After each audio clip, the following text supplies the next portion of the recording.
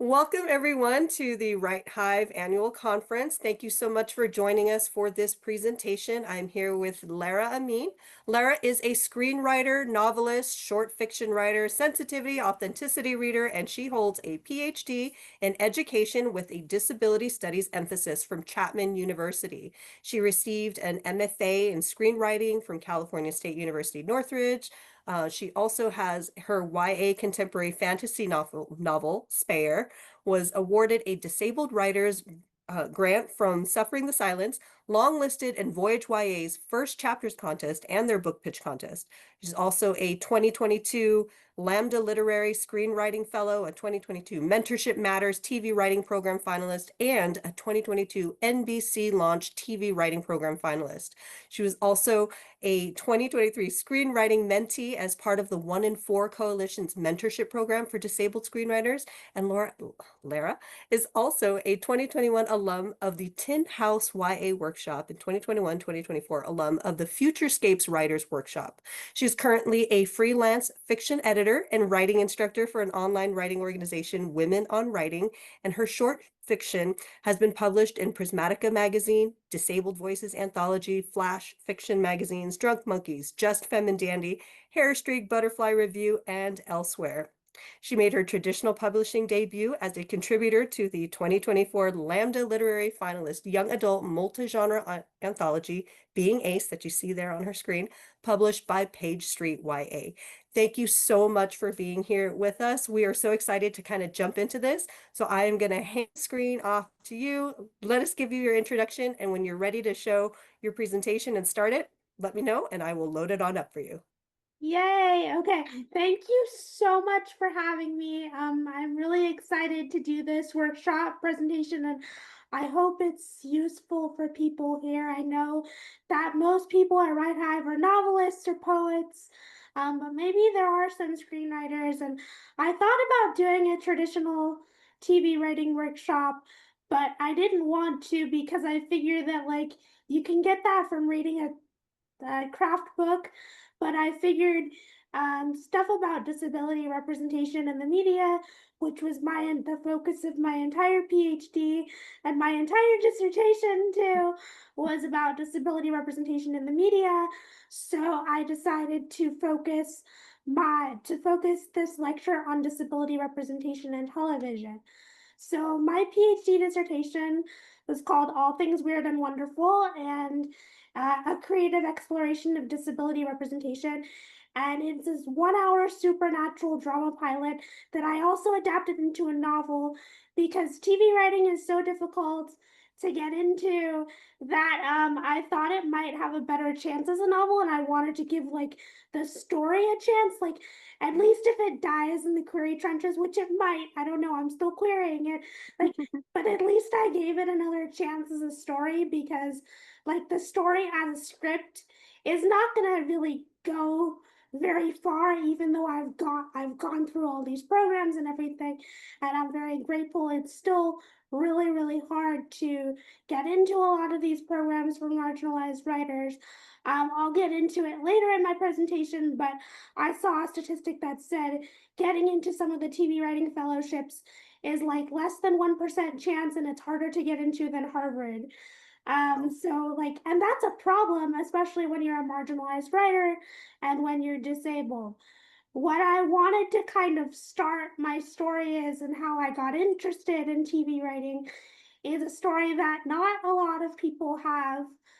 So I was very fortunate. When I was 10 years old, I was granted a wish from the Starlight Foundation, which is an organization like Make a Wish. It grants wishes to children and teenagers with disabilities and chronic illnesses.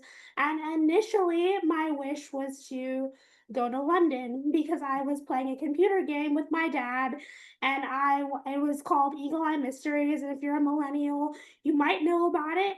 I was obsessed with it, and I was like, okay, we're going to London, whatever. And they came back to me like a year or two later, and they're like, are you sure this is what you want? I said, no, I think I want something else. And I was a huge fan of The Secret World of Alex Mack. And if you are a millennial, you know this show. And I really wanted to meet Larissa Olenek, who was the star of Mhm. the series. So I said my wish was to meet her, and then I wanted to go in and meet her. And they had before I got my actual wish, they had like a day at Planet Hollywood in the late 90s where all the Starlight Foundation kids got to meet a bunch of like 90s stars, including Larissa and a bunch of other people, Jonathan Taylor Thomas, Mhm. Tamara Mallory, uh, the sister Mhm. actresses,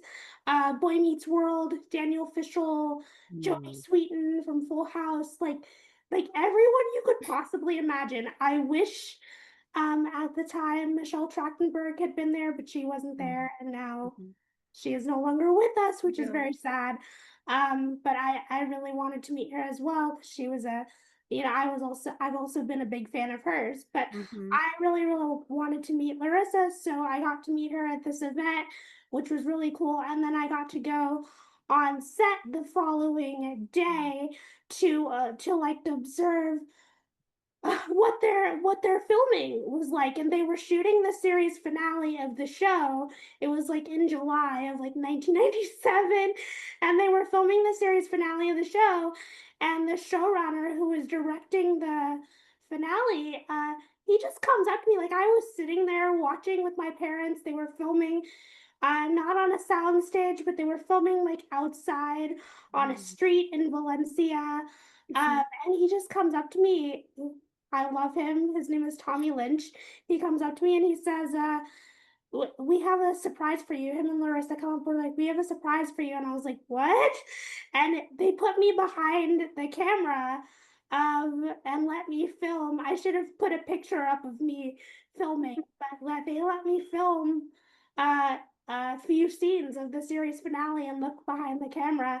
And that was like my first experience, and so far only industry experience as a 10-year-old. But I was very grateful to Tommy and Larissa, and I never thought that I would, have another experience like that. And I was very lucky to connect again with Larissa later in like 2014, so much Mm. later in life, and with Tommy as well. And we have been in touch, and she did get to read a part in my dissertation script. I had a like a Zoom script reading, so I did. I messaged her and I was like, I texted her, would you like to read a part of my dissertation, please? I would love to have you. It would be like a dream. And she was like, yeah, sure. She's like, well, we're friends, and like, I would love to. So it was really cool to like have this wish and then be in touch with someone you admire and like get to work with them, even though it's still been on a small scale and not like a larger scale.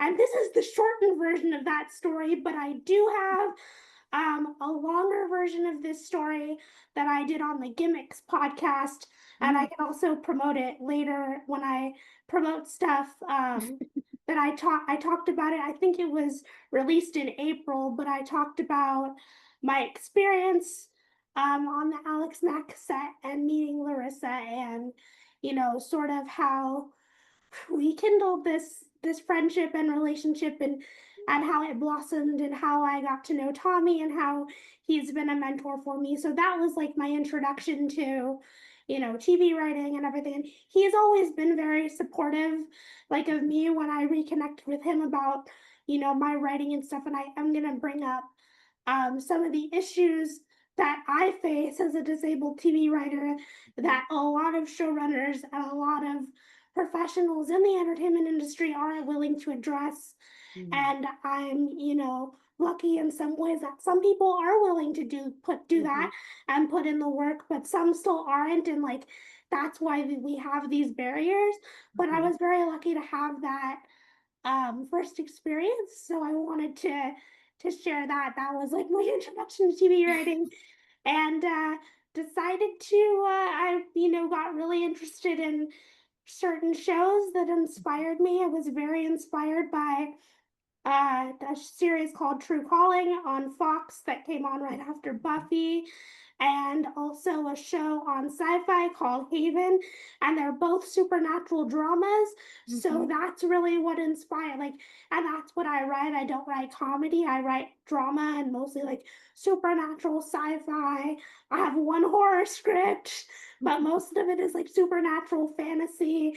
And that also sort of extends to my novels as well, and like Hmm. adapting my creative work. And the like I said with my dissertation, the main reason I decided to take that script and adapt it into a novel at all was because it's really good to have your work in multiple formats.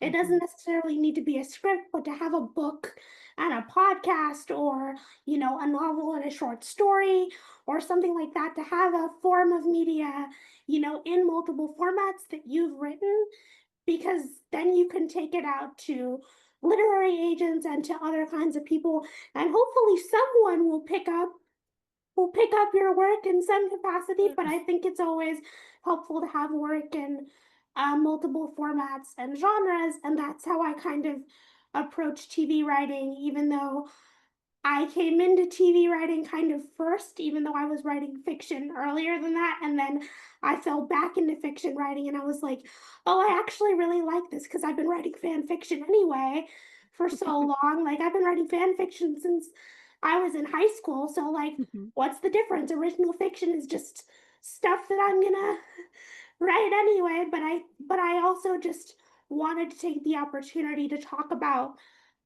some of the barriers and things that marginalized and disabled TV writers do face, and Hmm. also some of the opportunities that people can have, but also why it's so difficult. So now we can start the official Yeah, presentation. it's an amazing Thank you. story. Yeah, it's quite a story. So we could start with the opening screen first. So disability is the only minority that anyone can join at any point in their life.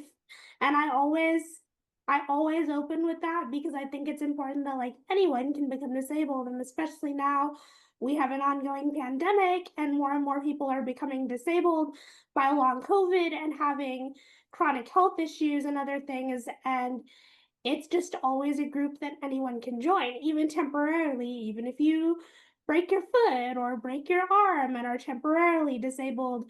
And there aren't many, support systems and resources in place for disabled people in general. And worse, if you're queer or a person of color, it can be much worse.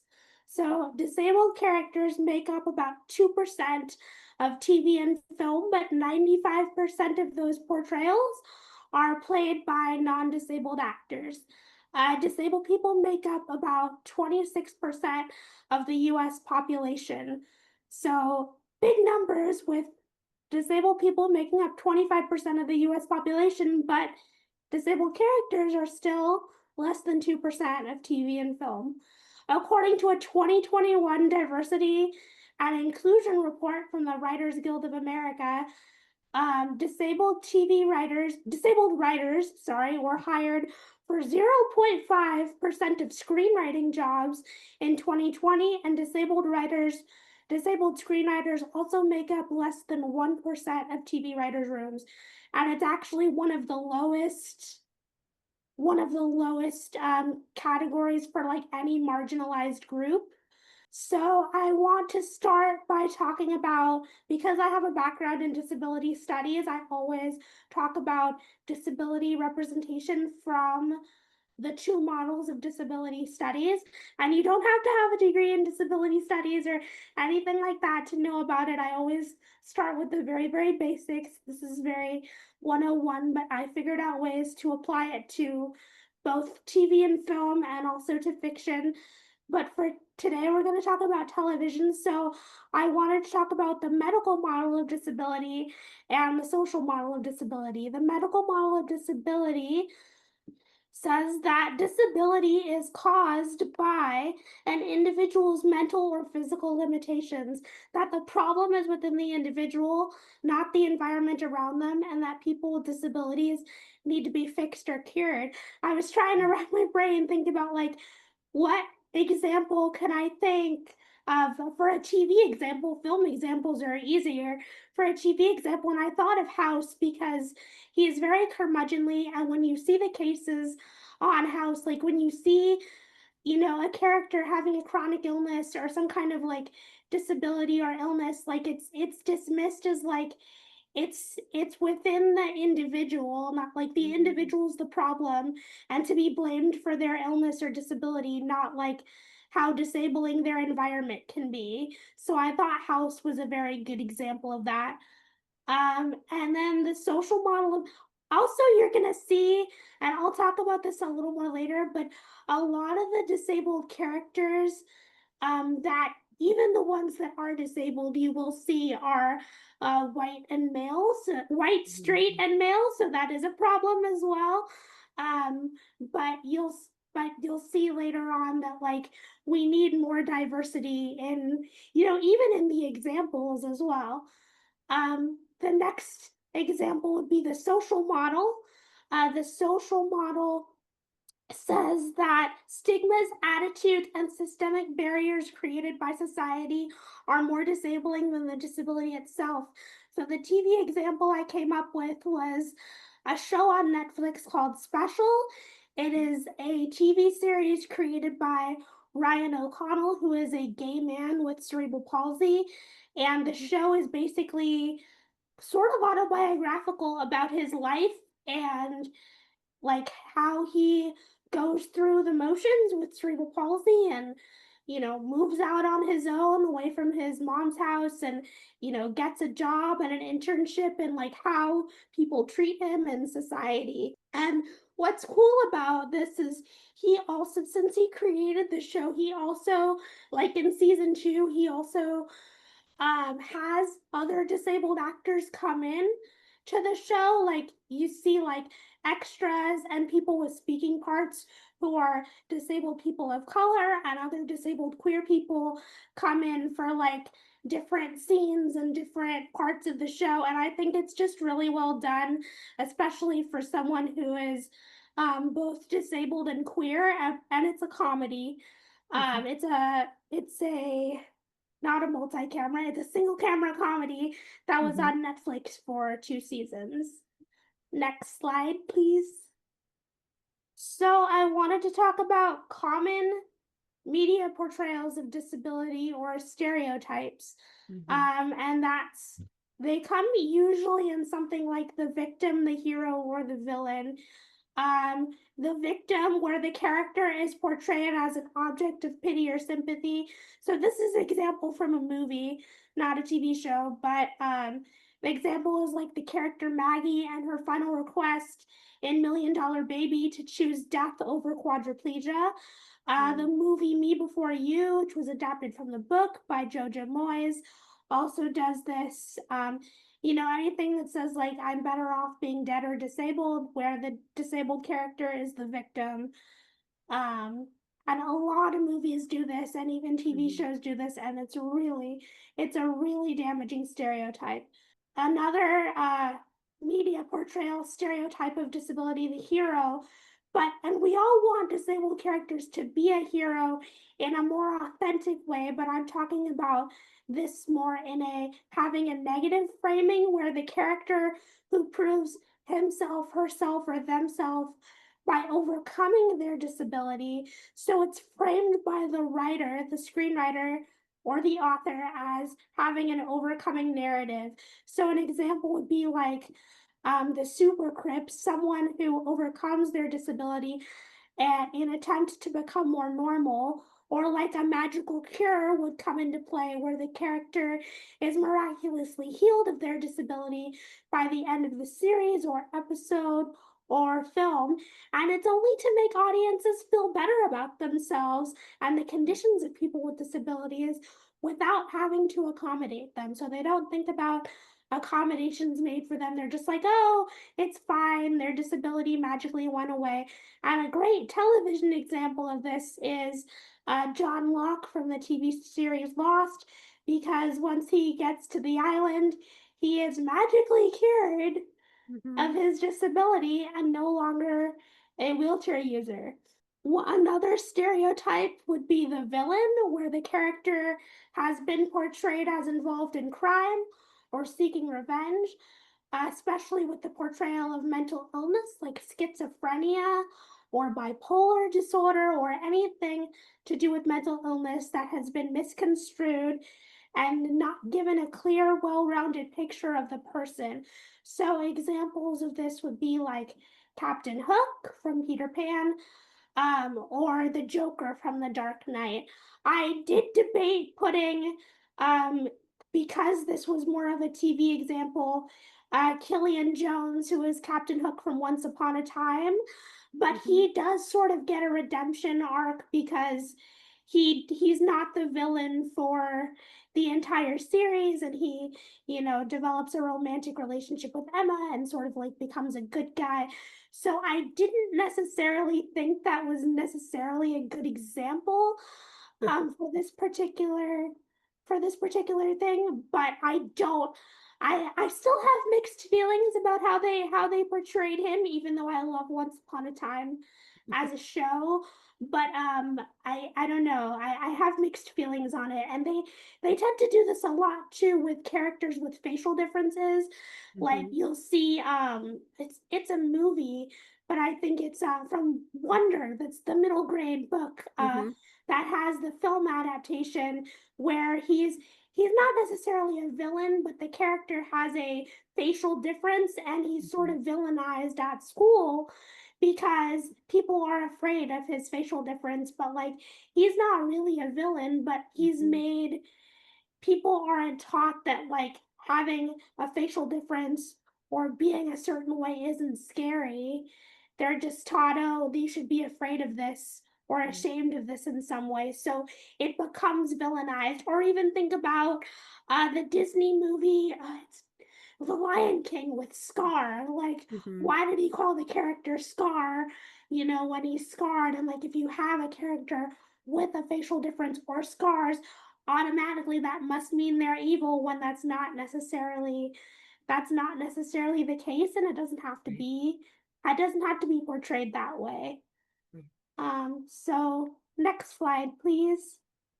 So I wanted to talk about person first versus identity first language, which is basically how we talk about disability as writers, both as authors and as screenwriters. Person person with a disability is basically person first language, and disabled person is identity first.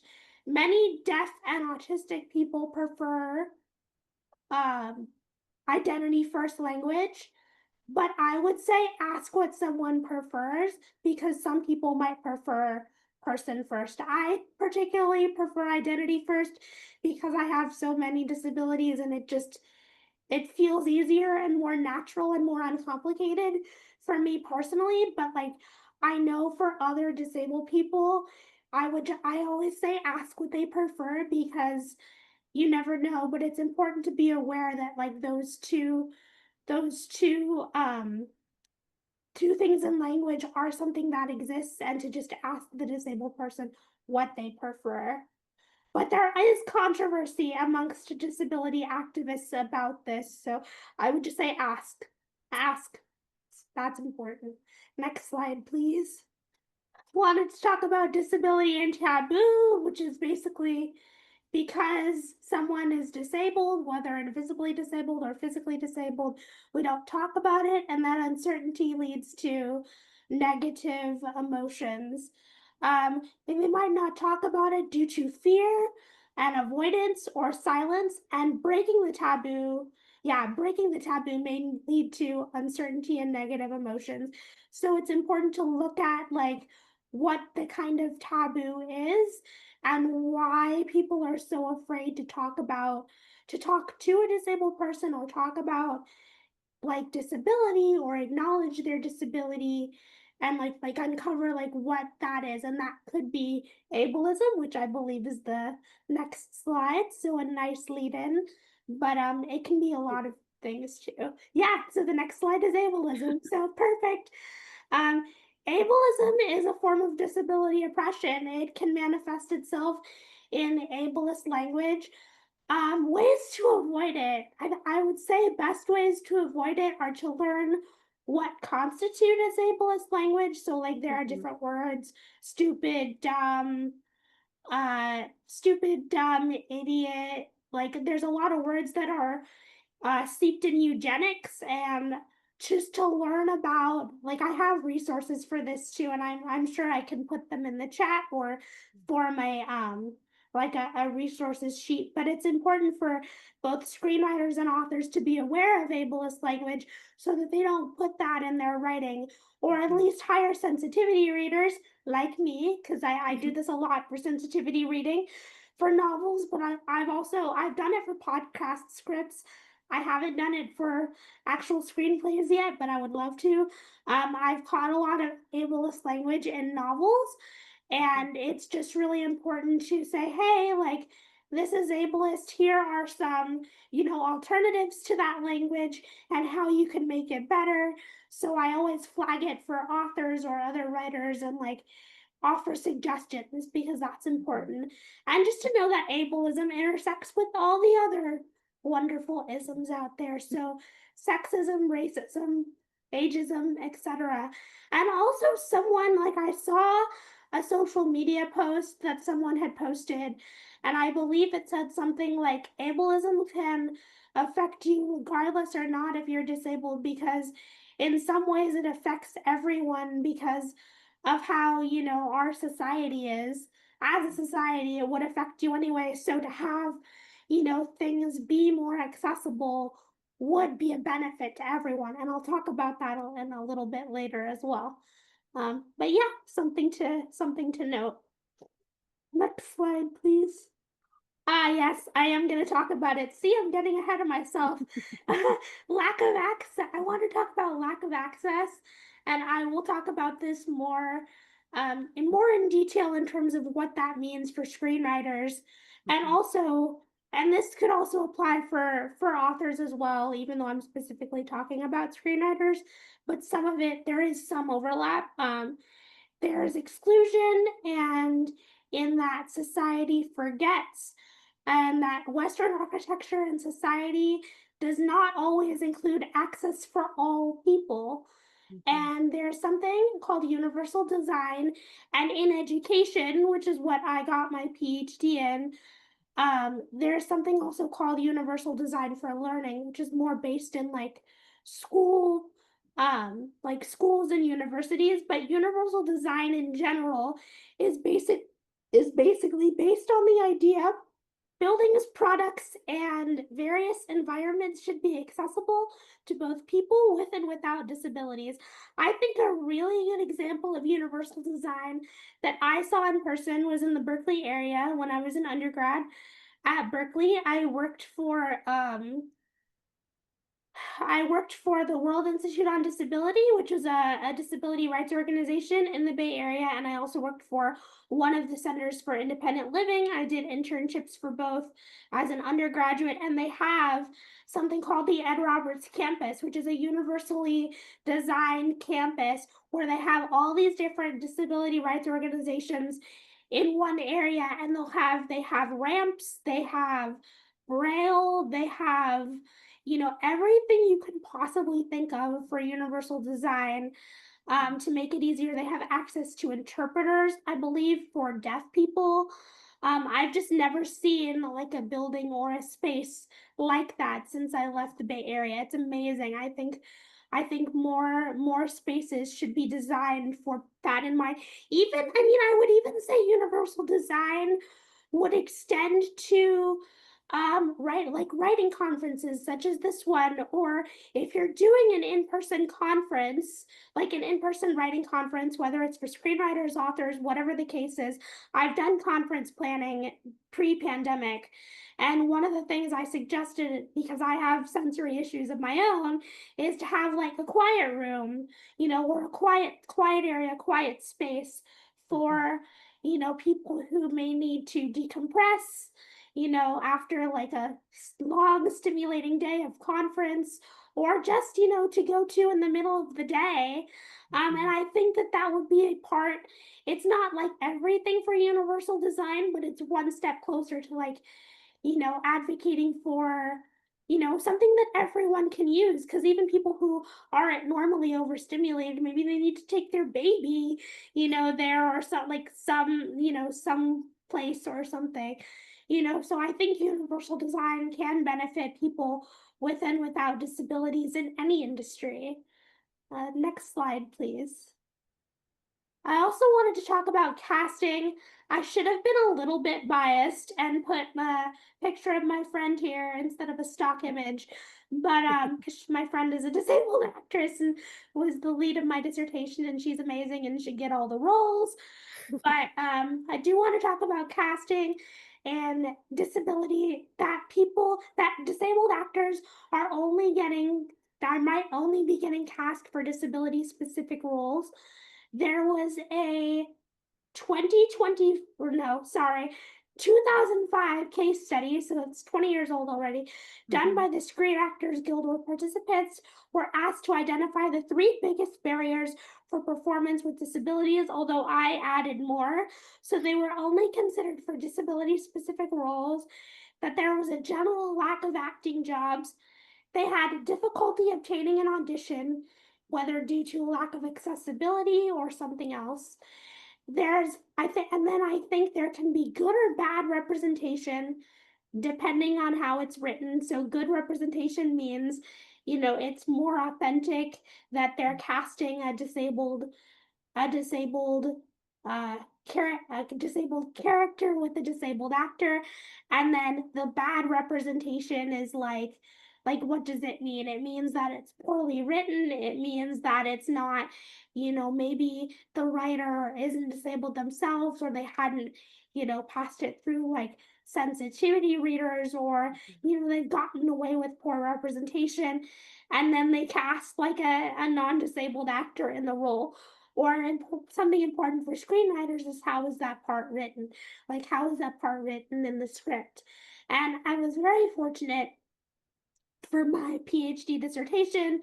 I was really insistent on, because I had a part of my dissertation in a live reading before my defense, like the year before I had it. I had another little Zoom reading, and I said I want a disabled actress for my lead role, because my lead character has cerebral palsy and she has magic, but I want a disabled actress in this role. And I said, I'm not letting you, take my script and do a little performance unless you find me a disabled actress. And they did, and we're still friends today.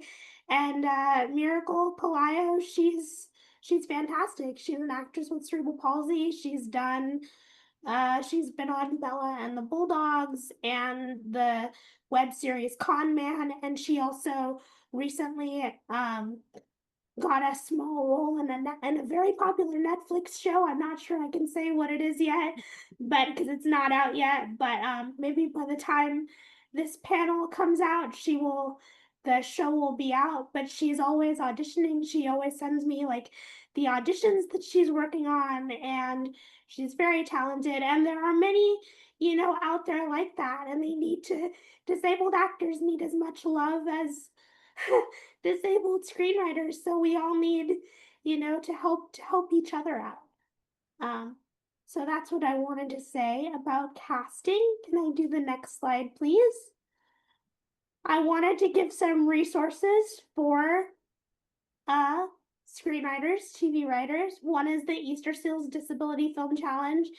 It used to be a 48-hour film challenge, but now I believe it's 5 days.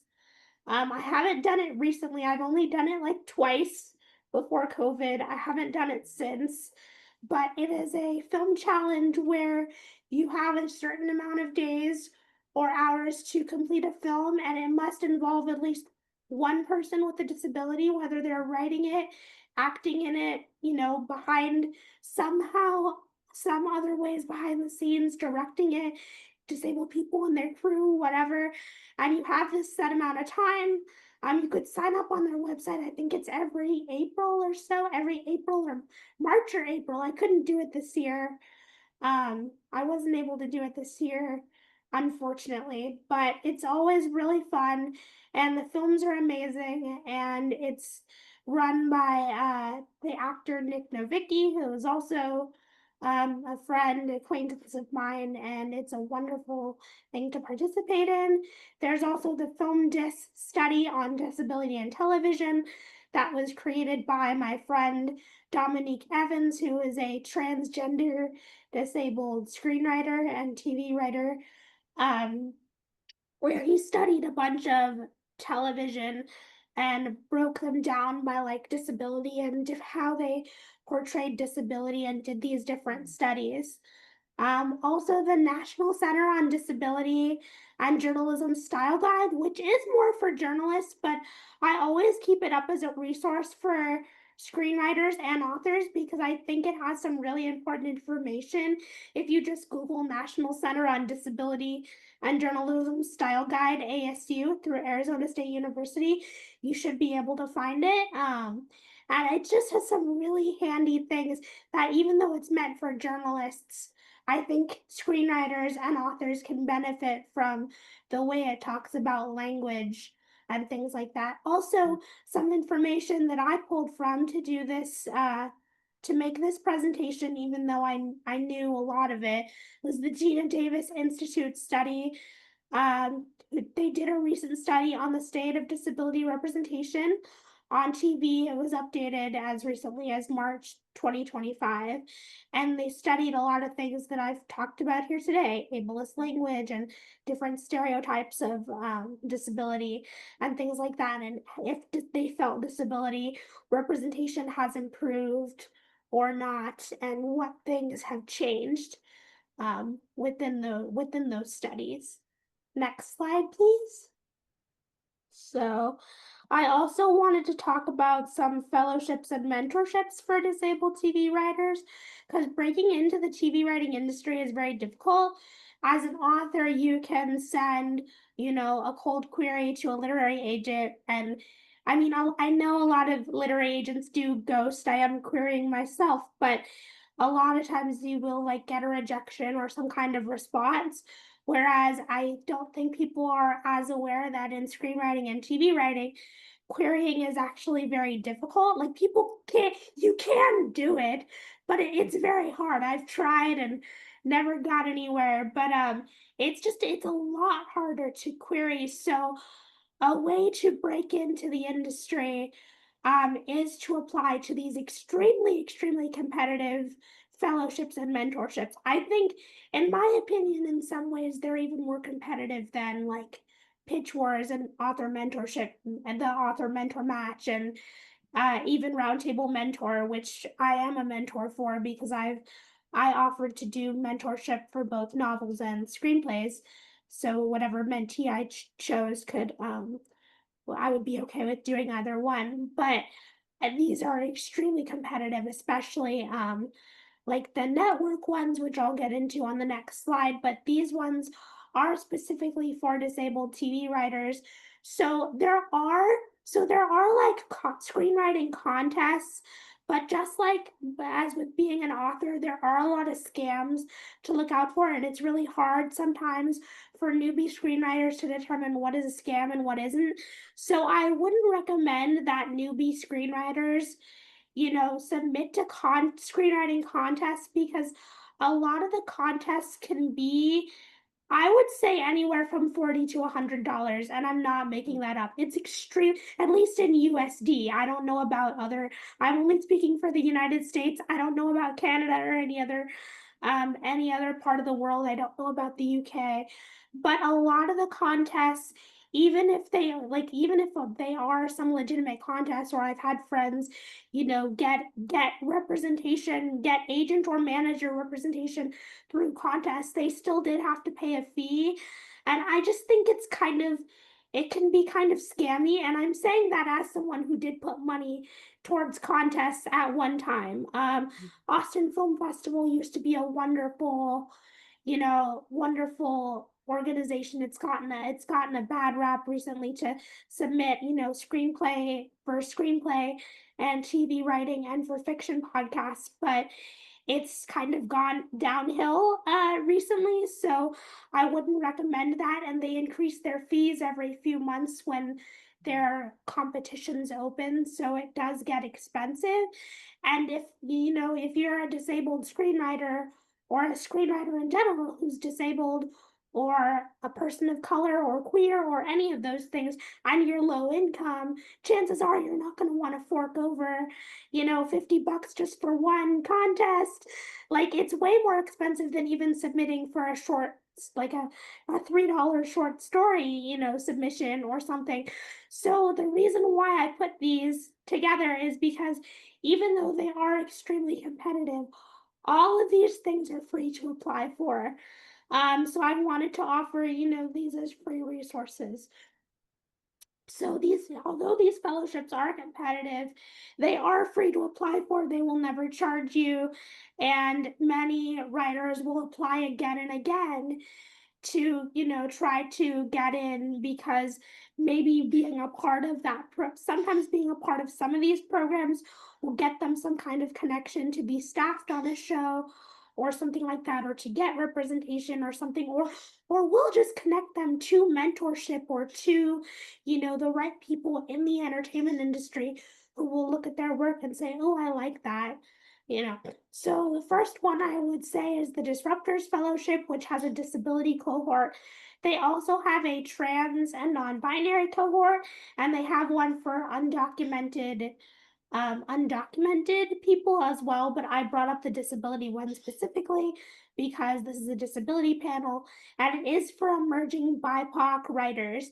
I believe if you look on their website, it's like you have to submit two 10-page samples of script, and it is Los Angeles based, so you do have to be based in LA. I've never gotten in myself, but I have applied. I am part Egyptian. I did apply, and I have not gotten it myself, but I have had friends who've done the program and experienced, you know, gotten good things out of it. The other one is 1 in 4 Coalition Mentorship Program for emerging disabled screenwriters. I did do this program. It was wonderful. They pair you with a TV writer or a screenwriter. And my mentor was a woman who was an educator. She doesn't do a lot of like screenwriting, TV writing as much anymore. She does more like teaching. She doesn't do a lot of like industry stuff, but she was a wonderful mentor. She really helped my dissertation script shine. They really know how to like pair you with the right person if you get into the program. I believe I had to do an essay for this program and submit the script that I wanted to work on, which in my case was my dissertation. And I can't remember what else I had to submit, but if you look up 1 in 4 Coalition, I don't know when they'll have their applications available, but when they do, you can sign up to be notified for it and submit an application. The other one is the Inevitable Foundation, which runs various programs. They run the Accelerate Fellowship, the Elevate Collective Grant, and they also run a program for filmmakers called the Visionary Fellowship. It's mostly for mid-level disabled screenwriters. So, and I say this because it's like screenwriters with industry experience, because I've applied for it multiple times and haven't gotten in, even though I was eligible to apply based on their criteria. But they are a wonderful program, and I'm glad they exist. I just wish they would offer it for more emerging writers. But their Accelerate Fellowship is actually $40,000, so it's pretty decent for 6 months, and they have mentorship and different not classes but different like people that come in and speak online. And then the Elevate Collective grant is like it's a $5,000 grant, but I believe for women and non-binary screenwriters can get an $8,000 grant. And then there's a special stars grant that's $12,000 if you want to work in the cable medium, but you just say like what scripts you're working on and have to answer essay questions and things like that. I believe their applications don't open again till next year, but I just from my own personal experience applying, they are looking for writers who are more who are like have had more of a career, who've, made films or, had some kind of industry experience, whether it's been being staffed on a show or making a film, and have some kind of representation. So it's a lot more competitive to get into, but at least they still have the, the money and the resources to do it, which is still great. Next slide, please. These fellowships and labs are for diverse TV writers. It's not disability specific, so you don't have to be disabled to apply. They're just extremely competitive to get into. Disney General Entertainment Writing Program and Nickelodeon Writing Program. And I should have noted here that the Nickelodeon Writing Program is for TV comedy writers only, so it's not for drama writers. I've never applied because I don't consider myself a drama writer.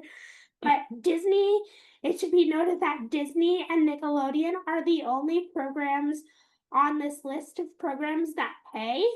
Um, oh, I also wanted to say I'm so sorry.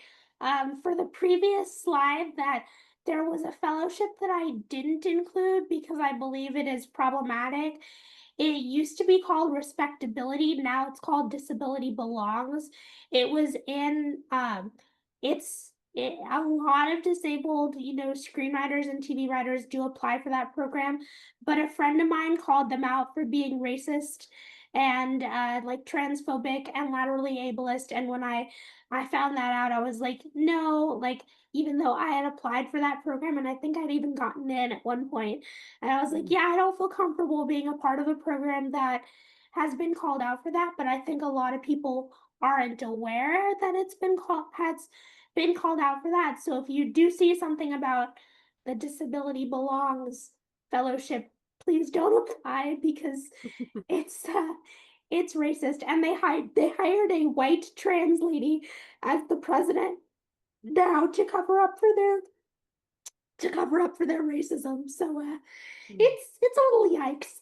Anyway, wanted to mention that. But going back to the TV writing fellowships that aren't specifically for disabled writers, there's the Disney program, NBC Launch, Paramount, Nickelodeon, Sundance, Orchard Episodic, Project Lab, and Mentorship Matters. Mentorship Matters is for BIPOC writers only, like BIPOC of any Black, Asian, Middle Eastern, any kind of diversity. And you have to look at the programs, specifically the program requirements, to see what they want from your application. Like a lot of the programs, some only require one script, some require two. When I was a finalist for NBC, I submitted two scripts.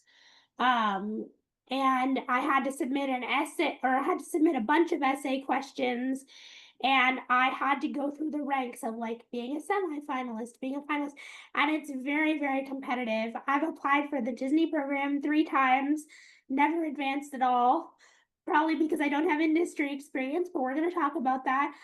I'm very grateful to have advanced at one point in NBC's program, but when they told me to apply again, I didn't get, I applied again last year and I didn't get it at all. And I had applied with a script that had been mentored professionally in the programs that were in my bio in Lambda Literary and in 1 and 4. So it's kind of like a crapshoot with these programs, because they'll get like a lot of these big ones will get about 3,000 applications or 2,500 or 2,100, and they're all at the end of the day when they pick their fellows, they're only picking 8 people. I believe Nickelodeon writing program picks 3 people. Like from what I've seen, they only pick 3 people, and that one's a paid one, so it's really, really competitive. So when I was a finalist for NBC, I was in the top 20 out of 2,500 applicants. And then when the deadline article for this year came out, they had 2,100 applicants for the 2025 cohort, and they picked, I think, 7 or 8 people. Um, so it is very competitive, but I would just say to like with novel writing, when you have scripts, make them as strong as you can. Go to critique groups, surround yourself by with screenwriter friends, and if you've gone through like an MFA program or gone through classes online, screenwriting classes like script anatomy and stuff like that, different screenwriting classes online, keep in touch with your classmates because they will help you with your scripts to refine them. And they can also, some online programs even will help you with your bio and your essay, because it's a very specific type of writing like that they're Mm, looking for these essays. Like it's not a typical like essay, so they're looking for very specific things, and they also want to know why you're a certain fit for their show. Like when I was applying to NBC, they're like, what's one show that you would love to write for that aired this year? It wasn't necessarily an NBC show, but they're like, what's one show that you think you would be a good fit for? So the first time when I applied and was a finalist, I wrote about Raising Dion, which I will talk about in just a little while, because it has a character with a disability that I related to, and it was a supernatural drama. And then for my last application, I wrote about what did I write about? Dead Boy Detectives, which was mm, has queer and BIPOC representation, and was also like a fun supernatural-ish YA mhm, drama. And I was like, there's a certain character, I think I talked about like one of the female characters that I really liked and how I related to her and how I could write, for her, that kind of thing. So they want like a very specific things. And then once you like advance in their program, they will ask, like, I'm not sure how Disney and other programs work, but for NBC, they would give me like a list of their shows and be like, pick one show and why you think you would be a good fit for it. mm, So yeah, it's intense and complicated, but I mean people do get in. So I wish people luck if they apply. Please let me know. It's exciting. Next slide, please. Speaking of talking about disabled characters, I wanted to talk about TV shows with disabled characters played by disabled actors. Breaking Bad is a well-known one with RJ Mitty, who is here, who has cerebral palsy and uses crutches. We have Everything is Gonna Be Okay, which is a dramedy and has a lot of autistic representation. mm, The girl with the glasses is Kayla Cromer, and she's an autistic actress. And she was actually in the series, she has a girlfriend who's also mm, autistic named Drea, and I believe they're both asexual. And Drea has a service dog, and like that's also rare representation because usually you see service dogs in other contexts and you don't see them as like an autism service dog. So you get to see asexual disabled characters. And also in Everything's Gonna Be Okay, there was a, I didn't put a picture of him here, but one of the main characters, his father shows up as a guest character, and he is a black man who is deaf, and he's played by actor C.J. Jones. So there's a lot of great disability representation in that show, and I believe the guy who created it, I believe he even said he discovered he was autistic mm, throughout the making of this show. So that's really interesting. Sex Education also has disability representation. I haven't seen it, but I know that it has representation in it. So if you've seen it, there is disability representation in it. The show Jericho, which was like a post-apocalyptic drama, has Shoshana Stern, which is shown in the bottom corner picture of Shoshana Stern, who is a deaf actress.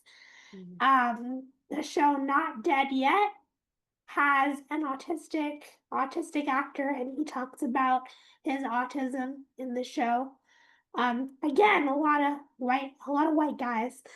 But Raising Dion, one of my favorite shows, is a sci-fi drama, features a black boy with superpowers. He has asthma, mm, and his friend is Esperanza, played by Sammy Haney, who is a disabled actress, a wheelchair user with osteogenesis imperfecta, which is a brittle bone disease, and they're like besties, and their relationship is really sweet. And another show is the show Speechless, which is a TV comedy, and the lead character and actor both have cerebral palsy. I already talked about Special, starring Ryan O'Connell, also a comedy. Again, a lot of these are comedies, not a lot of dramas. And there's another one with the show This Close, which also stars Shoshana Stern, who was in Jericho, and she made a TV series with her friend Josh Feldman, and it's about like their sort of friendship and how they're both deaf and how they navigate that. Another show is The Healing Powers of Dude, which is about a little boy with social anxiety disorder whose parents get him an emotional support dog when he starts middle school because they're like, oh, like, so if you can't handle the anxiety of middle school, you should have a little dog. And so he takes the dog to school and he makes friends with this girl named Amara, who's a Korean American girl who is a wheelchair user. And fun little thing is that my friend Larissa from Alex Mack is in this show. So that was how I first had heard about it. And it's a really sweet one season comedy show. The representation is great.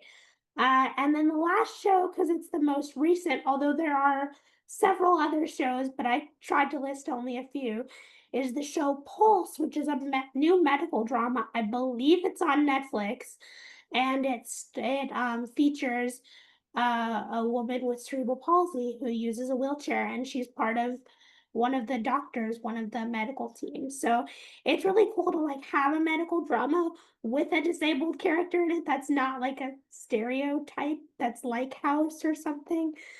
So I thought that was pretty cool. I haven't watched it yet myself, but I want to watch it. So very exciting. Next slide, please.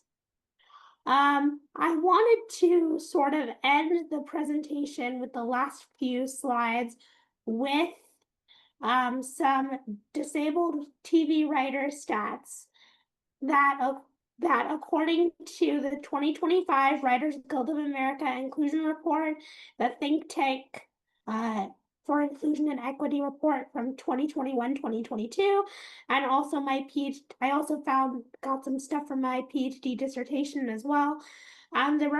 So this was from the 2025 WGA report that I found recently. The representation of disabled writers has particularly increased over the last 5 years, but this may reflect that people are there's more of a self-willingness to self-report as disabled. So more people are willing to identify as disabled, whether that's chronic health conditions, mental illness, or whatever the case may have you. In the 2021-2022 think tank study, that was called Behind the Scenes, the State of Inclusion and Equity in TV Writing. I pulled this directly from my dissertation, so that's fun.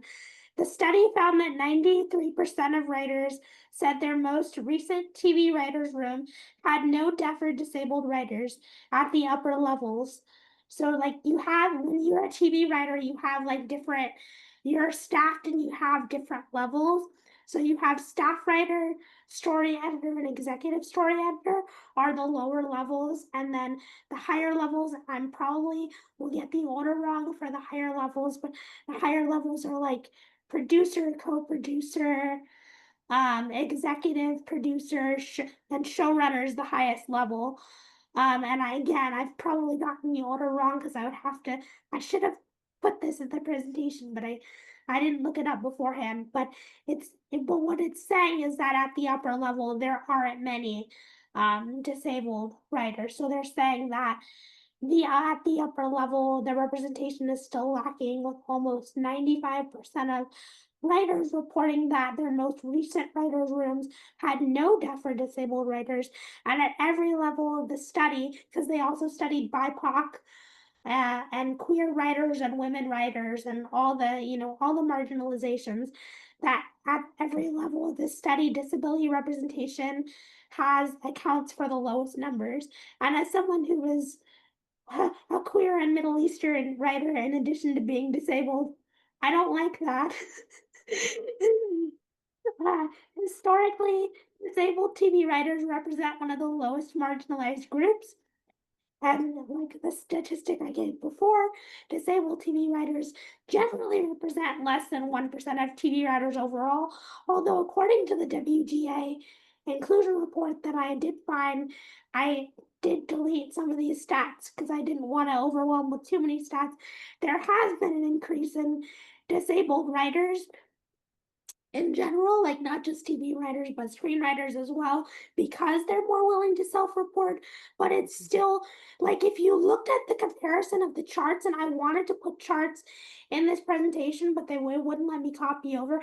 If you looked at if you looked at the representation of disability and LGBT and writers over 55 and like all the marginalizations, disability is always the lowest or one of the lowest accounted for, even though the numbers have gone up a little bit. And I think also with having the writers strike, it's also been a lot of hard, it's been really hard for marginalized writers to find work because Mhm. there are less TV shows being made. And I wanted to talk about barriers to entry. This is something, some of this you're not going to find in any of the studies that I talk about because I feel like it's not talked about. So it's like, here's all my unpopular opinions on like what we need to do to make things better. So this is fact. Network TV writing fellowships are more selective than Harvard, and they do rarely account for disability. Some, there have been some disabled TV writers to get into the fellowships. I know for like NBC, the year that I was a finalist, they did have a wheelchair user who made one of the 8 fellows. So I was like, well, that's something. That's good to see. But I've seen very few wheelchair users make it into these fellowships. And as someone who has multiple disabilities and chronic illnesses, it's really disheartening to see that and to know that like disability is still so far behind and like not considered, even though there are disabled people that aren't only white, that there are BIPOC disabled people and there are non-binary disabled people, and disability affects so many marginalized groups that it's still not given like a not like given priority, but given consideration. Mhm. So going the assistant route, which I talked about a little bit, which is that um, in order to break into the TV writing industry, a lot of people will find like, and these jobs aren't advertised. I should say that too. These jobs to be a writer's assistant, showrunner's assistant, PA, stuff like that in TV or in film, these jobs aren't advertised. A lot of people will, from college or grad school, get an internship, which I also wasn't able to do. They will get an internship from school and then be able to like leverage that into some kind of position, working into the industry, some kind of entry level position, and then work their way up through the TV writing ladder, as they call it, before they're even staffed. But for a lot of people, myself included, being a writer's assistant or a showrunner's assistant, that wasn't even accessible before COVID because like I can't drive a car, so like how am I gonna, pick up someone's lunch order or something?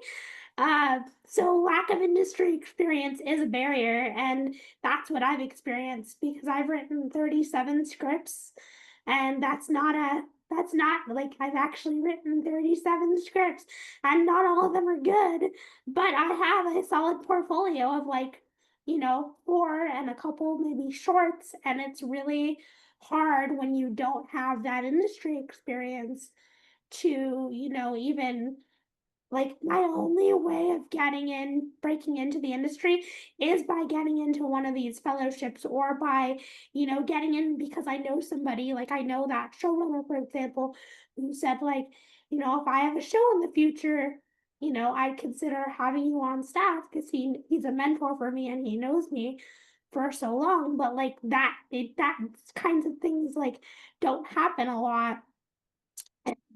A lot of times like friends of mine who have, you know done these positions have had to work their way up through this ladder to get that experience, and by the time they get to, be a writer's assistant or even be staffed, they get staffed once and then they can't get to the next level to be an executive, to be a story editor or an executive story editor.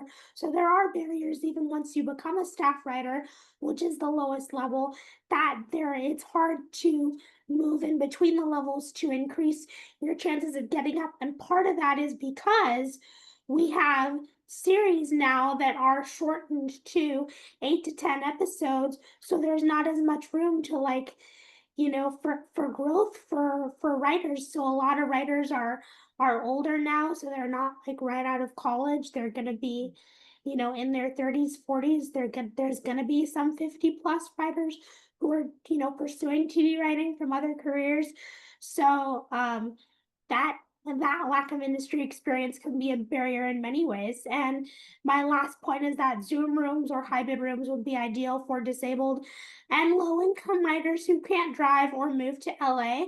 But that's up to the discretion of the showrunner.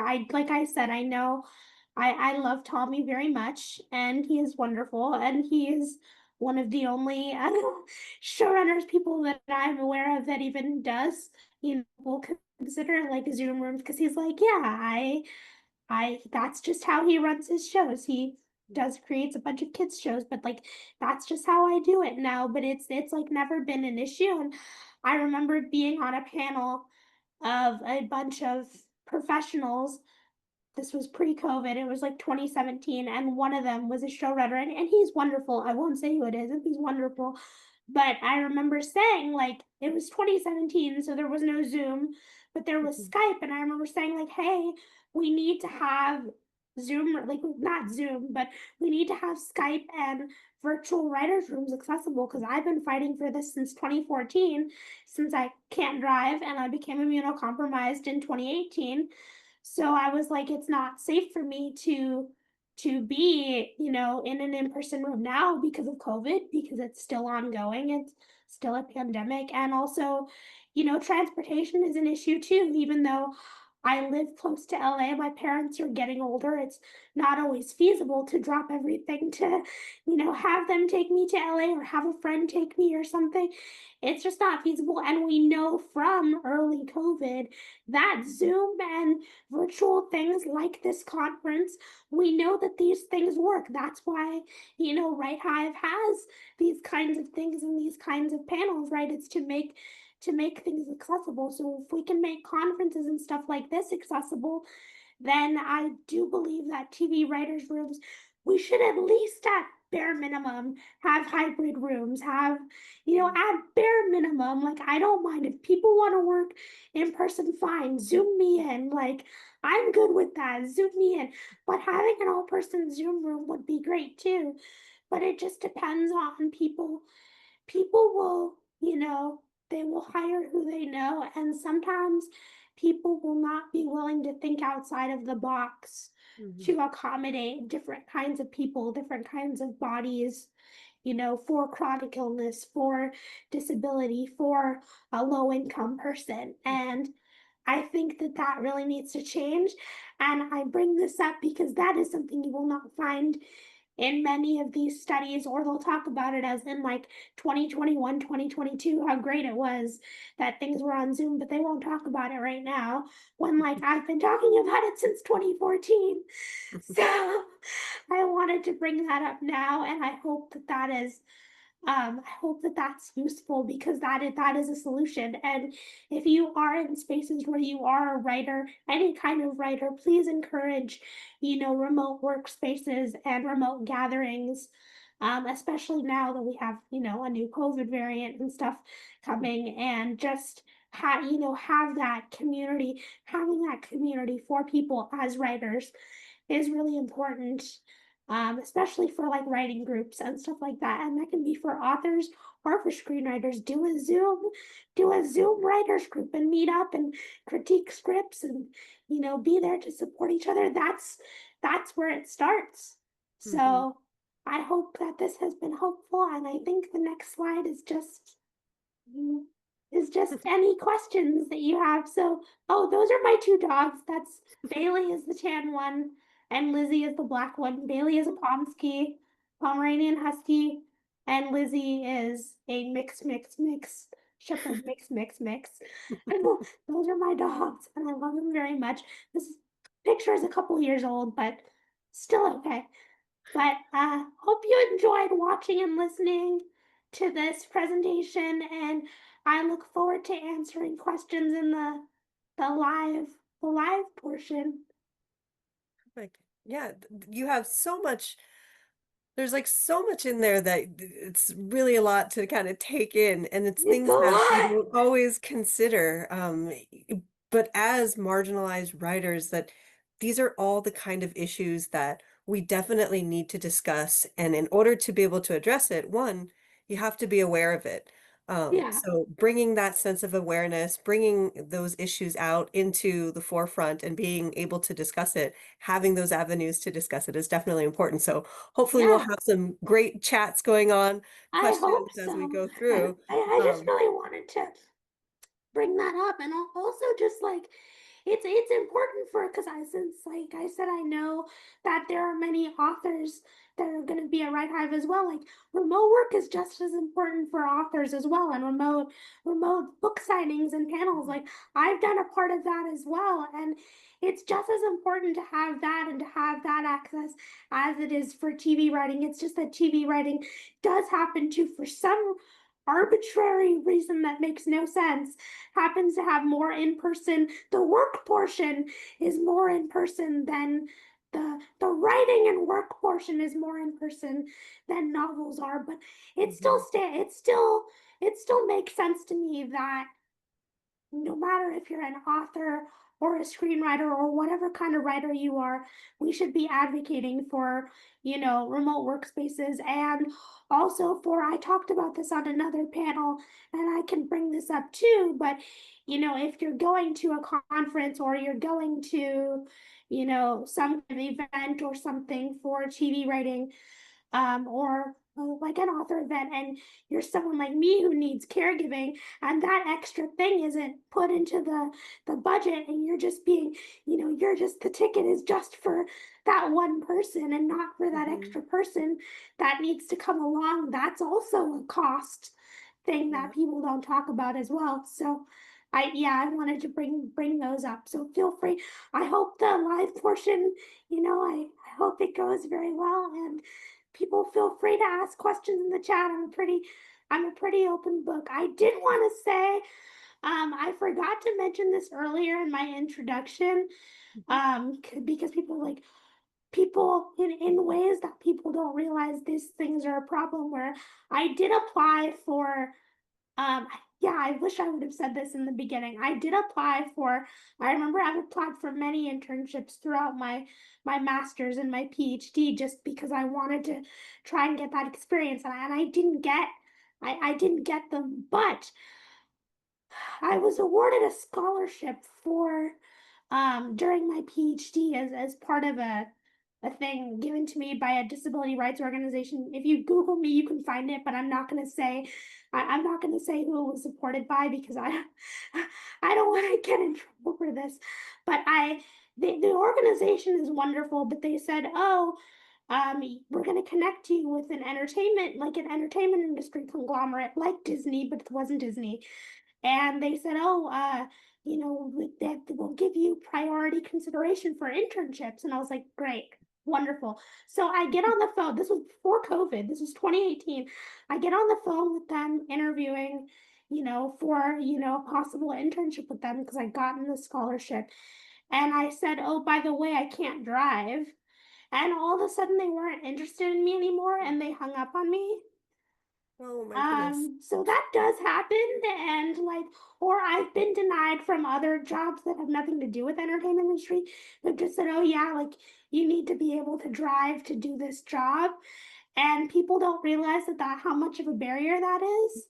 Mhm, For not just for entertainment industry, but for other jobs too. mhm. And so I wanted to bring, that up, as it's like, well, Lara, if you've written 37 scripts, why haven't you been you know, it's because of ableism and Hmm. these other things that sometimes people aren't willing to discuss. But I hope that because I brought those issues to light, that other people will hear it and take it into their circles and say, hey, no, this isn't okay. You Right. know, what can we do to change this and make things more accessible?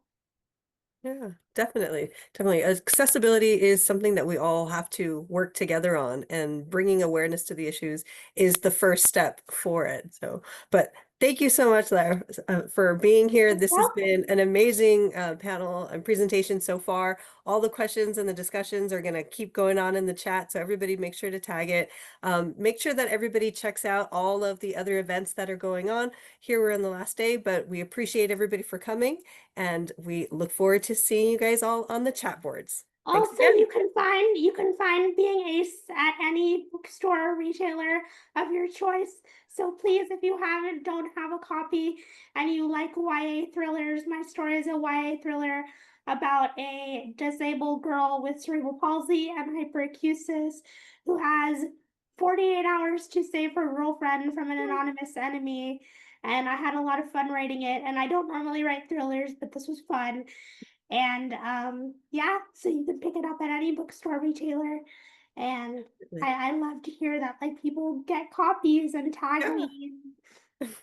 Yeah. Or if not, or you can request it from your libraries if Yeah, you don't have request it from your library, pick it up from your local if you've indie, hit your book budget Barnes for the and Noble, year. anything. Anything helps. Awesome. Great. Well, we will put those socials and those tags into the chat.